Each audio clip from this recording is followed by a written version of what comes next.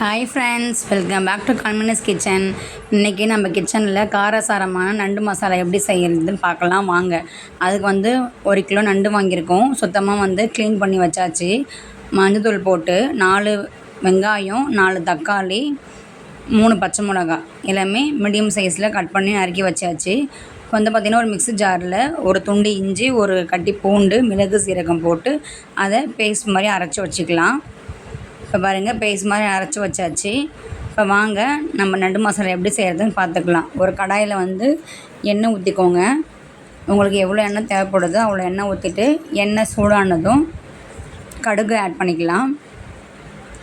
நல்லா சூடாகிடுச்சு பாருங்கள். இப்போ கடுகு ஆட் பண்ணிக்கலாம்.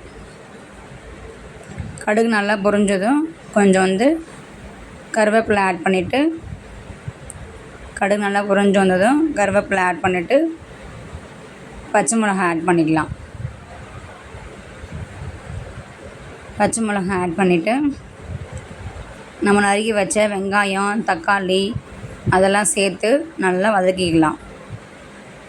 ஃபஸ்ட்டு பச்சை மிளகாய் இந்த மாதிரி நல்லா வதக்கிக்கோங்க. அப்புறம் வெங்காயம் ஆட் பண்ணிக்கிறேன். வெங்காயம் பெருசாக இருந்தால் 2 வெங்காயம் அரைஞ்சிக்கோங்க. சின்ன வெங்காயம் இருந்தால் ஒரு 4 வெங்காயம் அரைஞ்சிக்கோங்க. அப்போ தான் கொஞ்சம் தொக்கு அதிகமாக வரும். அதுக்காக தான். இப்போ வெங்காயம் சீக்கிரமாக வதங்கணும் இல்லையா, அதுக்காக கொஞ்சமாக நான் உப்பு ஆட் பண்ணிக்கிறேன். ஒரு பிஞ்சு சால்ட் ஆட் பண்ணிங்கன்னா வெங்காயம் சீக்கிரம் வதங்கிடும். நல்லா வெங்காயம் இந்த மாதிரி பொன்னிறமாக வதக்கியாச்சு. பொன்னிறமாக வதங்கினதுக்கப்புறம் நீங்கள் தக்காளி ஆட் பண்ணிக்கலாம். எந்த அளவுக்கு நீங்கள் வெங்காயம் தக்காளி வதக்குறீங்களோ அந்தளவுக்கு உங்களுக்கு டேஸ்ட் வரும். எல்லா குழம்புக்குமே அப்படி தான். மீன் குழம்பாகட்டும், கறி குழம்பாகட்டும், நண்டு தொக்கு எல்லாத்துக்குமே அப்படி தான். இறால் தொக்கு நீங்கள் எந்த அளவுக்கு தக்காளி வதக்குறீங்களோ அந்தளவுக்கு உங்களுக்கு டேஸ்ட் நல்லாயிருக்கும். அதே மாதிரி நல்லா பழுத்த தக்காளியாக பார்த்து அரைஞ்சிக்கணும். கொஞ்சம் காய் செங்காலாம் அரைஞ்சிங்கன்னா அந்தளவுக்கு உங்களுக்கு தொக்கு வராது, டேஸ்ட்டும் இருக்காது. இந்த மாதிரி நல்லா குத்தி விட்டுக்கோங்க, கிளறி விட்டுக்கோங்க. பாருங்கள், நல்லா தொக்கு வதங்கிடுச்சு. இந்த ஸ்டேஜில் நம்ம அரைச்சி வச்ச அந்த விழுதை சேர்த்துக்கலாம். ஓகேங்களா. அதில் ஒரு துண்டு இஞ்சி, ஒரு கட்டி பூண்டு, மிளகு, சீரகம் 2 ஸ்பூன் ஆட் பண்ணியிருக்கோம். அதை நல்லா பேஸ்ட் மாதிரி அரைச்சி தான் ஆட் பண்ணுறோம். கொஞ்சம் காரம் அதிகமாக வேணுன்றவங்க நீங்கள் 3 ஸ்பூன் கூட மிளகு ஆட் பண்ணிக்கலாம். காரம் உங்களுடைய விருப்பம்தான். நான் 2 ஸ்பூன் தான் ஆட் பண்ணிருக்கேன். நல்லா கிளறி விட்டுக்கலாம். நம்ம அந்த அரைச்ச மசாலாவும் அந்த தொக்கும் நல்லா மிக்ஸ் ஆகணும். அப்போ தான் அந்த பச்சை வாசனை போகும். நல்லா கிளறி விட்டுக்கலாம். பாருங்க, ஓரளவுக்கு பச்சை வாசனை போயிடுச்சு. இந்த ஸ்டேஜ் நம்ம நண்டு ஆட் பண்ணிக்கலாம். நண்டு நம்ம ஆல்ரெடி சுத்தம் பண்ணி எடுத்து வச்சுருக்கோம். 3-4 டைம் வாஷ் பண்ணிவிட்டு கொஞ்சமாக மஞ்சத்தூள் போட்டு வாஷ் பண்ணி வச்சுக்கோங்க. இப்போ நண்டு ஆட் பண்ணுறோம். நண்டு ஆட் பண்ணிவிட்டு அந்த தொக்கு கூட நண்டு நல்லா மிக்ஸ் ஆகிற மாதிரி நல்லா கிளறி விட்டுக்கணும். நீங்கள் நல்லா கிளறும்போது தான் அந்த தொக்கும் அந்த நண்டும் நல்லா மிங்கிளாகி மசாலாலாம் உள்ளே போயிட்டு இறங்கும். கண்டிப்பாக நண்டு நீங்கள் வாரத்துக்கு ஒரு நாள் செஞ்சு பார்க்கலாம். ஹெல்தி ஃபுட்டு தான். சீ ஃபுட்டு எல்லாமே ரொம்ப ஹெல்தி ஃபுட்டு தான். நண்டு சூடுன்னு சொல்லுவாங்க. பட் சளி பிடிச்சிட்ருக்கும்போது அந்த மாதிரி டைமில் நீங்கள் நண்டு செஞ்சு கொடுத்தீங்கன்னா ரொம்பவே நல்லது. பாருங்கள், இந்த மாதிரி நல்லா கிளறி விட்டுக்கோங்க. அப்போ தான் அந்த மசாலாவும் நண்டும் நல்லா மிக்ஸ் ஆகணும். கொஞ்சமாக மீடியம் ஃப்ளேமில் வச்சு கொஞ்சம் நேரம் அப்படியே வேக விடலாம்.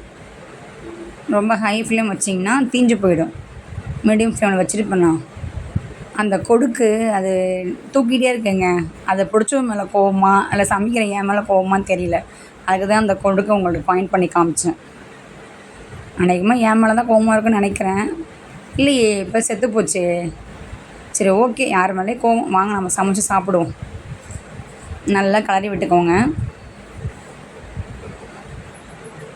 நம்ம அந்த விழுது அரைச்சோம் இல்லைங்களா மிக்சியில், அதில் கொஞ்சமாக விழுது இருக்கும். அதில் கொஞ்சமாக நான் தண்ணி ஆட் பண்ணி இது கூட மிக்ஸ் பண்ணி விட்றேன். நல்லா கிளறி விடுங்க. நல்லா மர்ஜ் ஆகணும். என்னடா சும்மா கிளறி நினைக்கக்கூடாது. நீங்கள் எந்த அளவு கிளறி விடுறீங்களோ அப்போ தான் அந்த மசாலா நண்டு உள்ளே போய் இறங்கும். சாப்பிட நல்லாயிருக்கும். இந்த பாருங்க, அந்த அளவுக்கு உங்களுக்கு உள்ளே போய் மசாலா இறங்கியிருக்கணும். அப்போ தான் அந்த ஃப்ளேவர் உங்களுக்கு நல்லாயிருக்கும். மிளகு, இஞ்சி, பூண்டு அந்த ஃப்ளேவர் நல்லா இறங்கியிருக்கும் உள்ளே. இப்போ நல்லா இறங்கிடுச்சிங்களா. அந்த ஸ்டேஜில் பார்த்தீங்கன்னு வச்சுக்கோங்களேன், அந்த விழுது அரைச்சோம் இல்லைங்களா, அது கூட தண்ணி ஆட் பண்ணி சேர்த்துக்கலாம்.